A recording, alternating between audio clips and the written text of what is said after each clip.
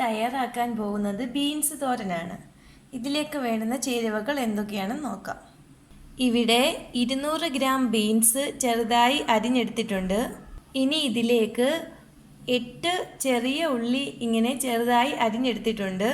1 പിടി തേങ്ങ, 1/4 ടീസ്പൂൺ മുളക് പൊടി, 1/4 ടീസ്പൂൺ മല്ലിപ്പൊടി, 1/4 ടീസ്പൂൺ കുരുമുളക് പൊടി, 1/4 ടീസ്പൂൺ മഞ്ഞൾപ്പൊടി, ഒരു പച്ചമുളക്, കടുക് വറുക്കുന്നതിന് വേണ്ടി കടുകും ഉണക്കമുളകും കറിവേപ്പിലയും, പിന്നെ ആവശ്യത്തിന് ഉപ്പും. ഇനി നമുക്കിത് എങ്ങനെയാണ് ഉണ്ടാക്കുന്നതെന്ന് നോക്കാം.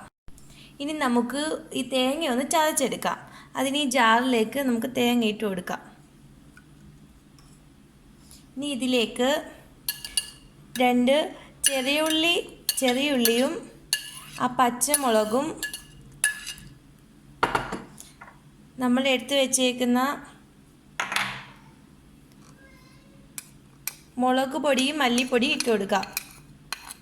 മഞ്ഞൾപ്പൊടിയും ഇട്ട് കൊടുക്കാം. നമുക്കിനി ഇതൊന്ന് ചതച്ചെടുക്കാം. നമ്മളിത് ചതച്ചെടുത്തിട്ടുണ്ട്. ഇനി നമുക്ക് തോരൻ ഉണ്ടാക്കാം. പാൻ ചൂടായിട്ടുണ്ട്. ഇതിലേക്ക് നമുക്ക് എണ്ണ ഒഴിച്ചു കൊടുക്കാം.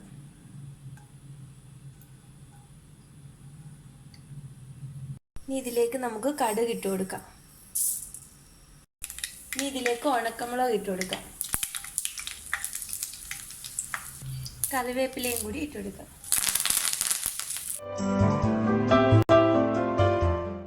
നമുക്കിതിലേക്ക് നമ്മൾ അരിഞ്ഞു വെച്ചേക്കുന്ന ചെറിയ ഉള്ളി ഇട്ട് കൊടുക്കാം.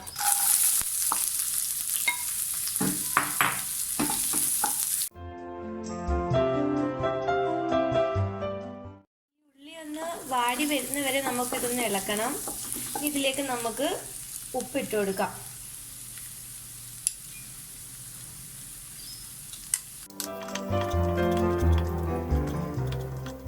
ഈ ഉള്ളിയൊക്കെ ഒന്ന് ചെറുതായിട്ട് വാടി വന്നിട്ടുണ്ട്.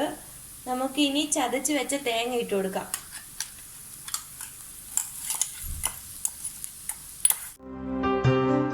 നന്നായിട്ടൊന്ന് ഇളക്കണം. ഈ അരപ്പൊന്ന് ചൂടായിട്ടുണ്ട്. ഇനി നമുക്കിതിലേക്ക് ബീൻസ് ഇട്ട് കൊടുക്കാം.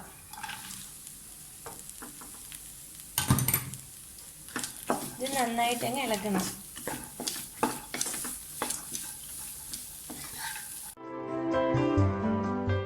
ഇതിലേക്ക് നമുക്കൊരു 2 ടീസ്പൂൺ വെള്ളം ഒഴിച്ചു കൊടുക്കാം. ഇനി നമുക്കിതൊന്ന് അടച്ചു വെച്ച് ഒരു 5 മിനിറ്റ് വേവിക്കാം.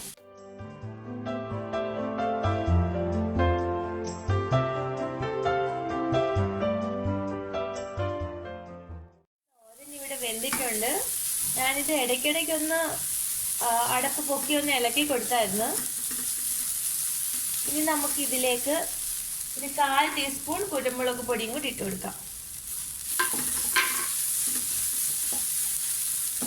നമ്മുടെ തോരൻ ഇവിടെ റെഡി ആയിട്ടുണ്ട്. നമുക്കിനി തീ ഓഫ് ചെയ്യാം. അങ്ങനെ നമ്മുടെ ബീൻസ് തോരൻ ഇവിടെ റെഡി ആയിട്ടുണ്ട്.